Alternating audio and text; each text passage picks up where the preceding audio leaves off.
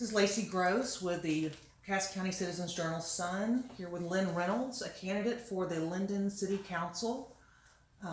We're at the library today here in Linden to talk to Lynn about her position on the issues that face Linden today.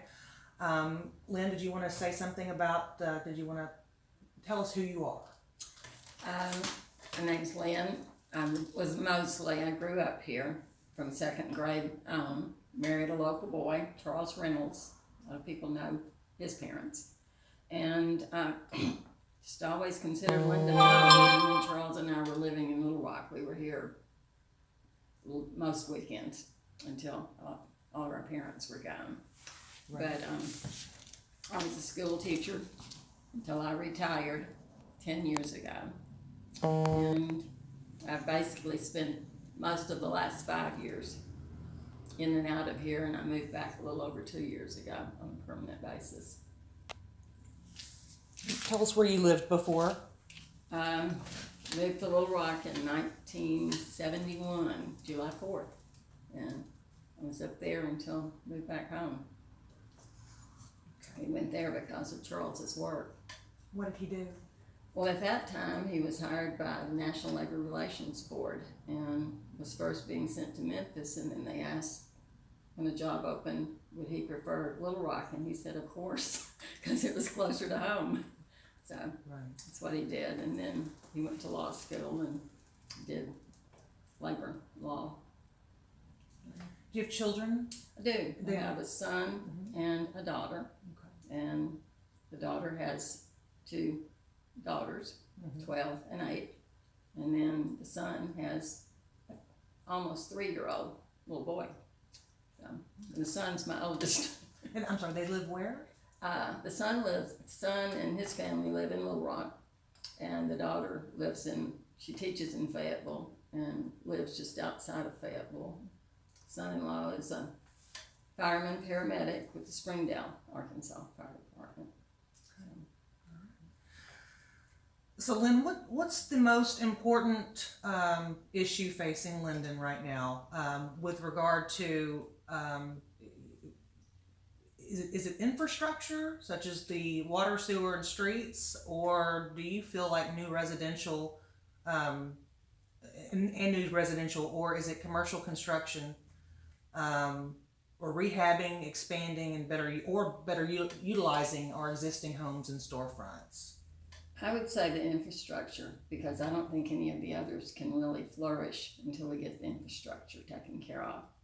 And I've been wondering why it's taking as long as it has, because I was told 5 years ago that water was going to be taken care of, and I haven't seen it happen yet. And I really feel like the people of Linden deserve to have good water, dependable, with some water pressure, and that does not have iron or sand in it, which it does. And because I've checked, and it's all over, not just up our direction. I think there's some sewer issues in parts of town from what I've been told. Those need to be dealt with. And the drainage needs to be dealt with. And the roads need to be dealt with. But until sewer and water and drainage is dealt with, I don't see that they can pave the roads. So I don't know if it would work to take sections and do it in the correct order. Because, I mean, people complain about the roads more than I've heard them complain about most things. And they've been terrible for a long time. And so, yes, it needs to be dealt with. And I know there's grant money, and I know that it's going to cost the city over $1 million, somewhere around $1.5 million, I believe. And that's for just the roads? Just for the water. Just for the water, excuse me. And that's the first part that has to be dealt with. I don't know that they have a really good estimate on the cost of roads. I know Chris Kiver told me he gave them a bid several years ago, but he hasn't heard anything back. And they said they're not ready for roads yet. He didn't tell me what it was, but I know from experience what it costs to pave with asphalt areas because we've gotten bids for what it would be up in the cemetery. I personally had driveway area done with asphalt, so I know it's going to be very expensive. Right. But it's something that has to be done. And how will you move things along if you're elected to the city council? I'm a squeaky wheel is one thing, but try to convince them that we need to get moving with this. There's grant money already there. We need to use it and not lose it. And there are time limits on some of it. I think we need to start looking for other grant money too, in order to do everything. And I just think we all need to work together and really get some things done. How do you plan to involve the residents of Linden in the decision-making process in Linden, here in town? I just need to let everybody on the city council, whether it's myself or anyone else, know their feelings on things, and they need to be vocal and let everybody know what needs to be looked at.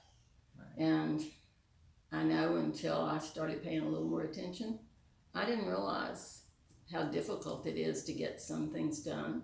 Because a lot of people don't stop to think about the legalities of everything. Right. And I know my late husband and I talked about some of those when I would complain. He'd say, we have to look at this, and he'd go through. You have to take certain steps. You have to look at the legalities on things. And so I know I have to become better informed if I should end up on the board. Or it's not board, really, it's city council. Right. And so I would have to do my research and studying, and I know there is something in Texarkana to attend if you do become a member of the council. So would you make your contact information available to any member of the public who wanted to voice their concerns? And do you think that should be expected of all council members? Yes. Okay. All right.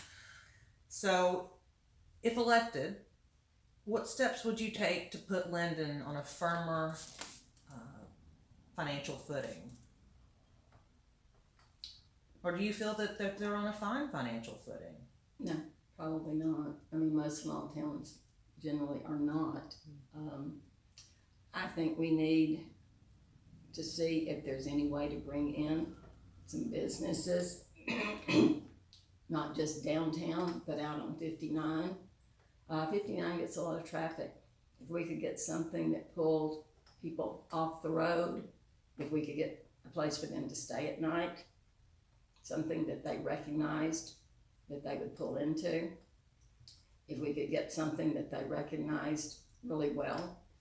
The Sonic hopefully pulls people in, but if we could find other things that would, that would help immensely with our tax base here.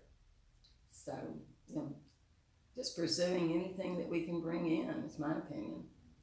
And I know people have complained in the past that some things they thought were blocked, and I don't know for sure on any of that. But I know I would be in favor of most businesses coming in.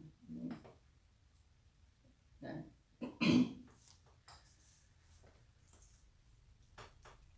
If you received a $1 million grant to use for the city any way you wanted, what would you do with it and why?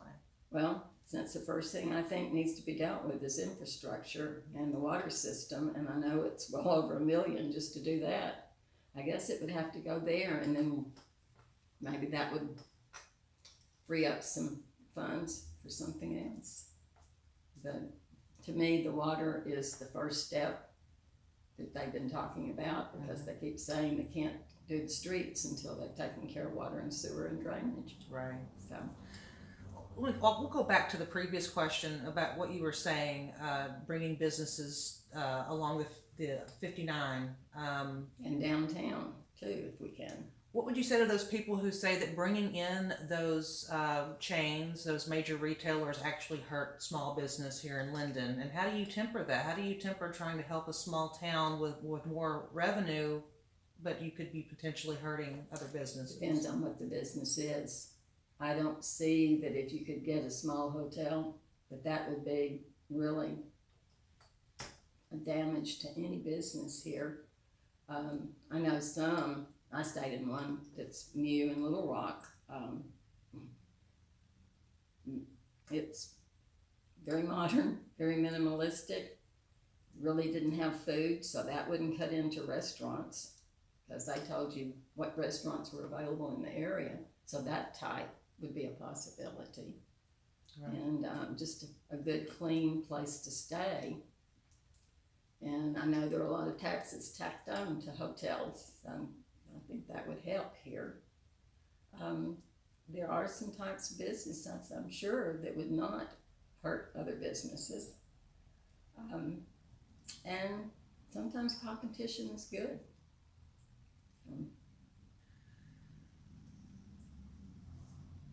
What do you believe to be the most pressing concern to the business community?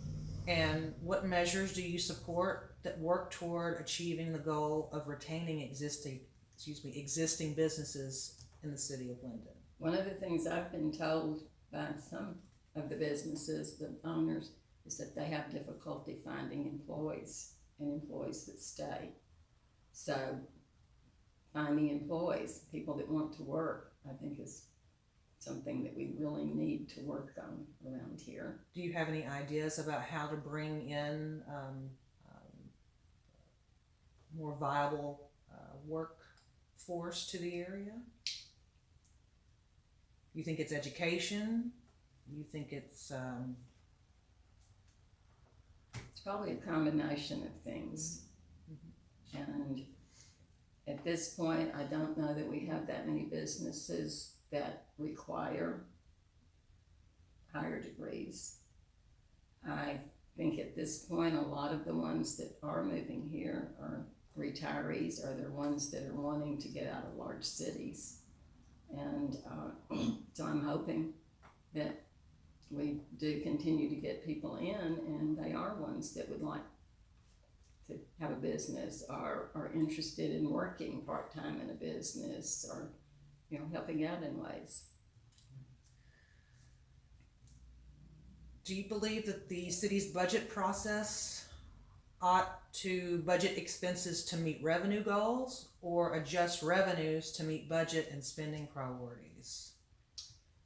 Well, you can't function on the negative side, so you have to have the income to have a budget. So you have to look at where your income is, and your budget has to come from that, I would think. Do you feel that there's any waste in the city budget? And if so, what areas would you reduce funding? I haven't really been able to see the city budget, and I've asked about it, so hopefully I will be able to get copies and be able to sit down and look at it. Mm-hmm. So at this time, I do not know. Okay. Well, I just know that there's quite often waste in things. I know in education, all the years I saw waste. Right. So, and just various places. So, I don't know. So you said, honest. Okay. So you said you haven't seen the budget. I'm assuming you've requested to see it. So on that note, do you feel that the council, as it sits today, has been transparent to the public about its affairs? And if not, how would you improve that transparency? I'm not positive about how transparent they've been. I've been to many of the council meetings when I've been in town. I make a real effort to get there. I haven't seen copies of the budget.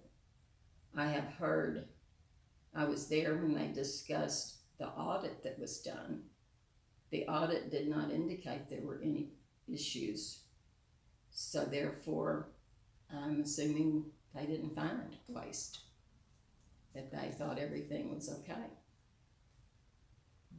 But I do think it needs to be where you can pull it up online. Mm-hmm. I think all the ordinances need to be where you can pull them up online and print things out, so you know what the ordinances are here, and so you're not surprised by anything. So you're definitely a proponent of open information being posted to Linden's website. Yes, I am. And you'd push for that? Yes, I would. I've pushed for that without being on the council. What's your opinion of the current administration, specifically the city administrator? What kind of job do you think he's doing? And how will you help him if you're on? I think he's doing the best that he can with what he has. And I just think that we need to support him. But I also think that he also needs to be very transparent on everything.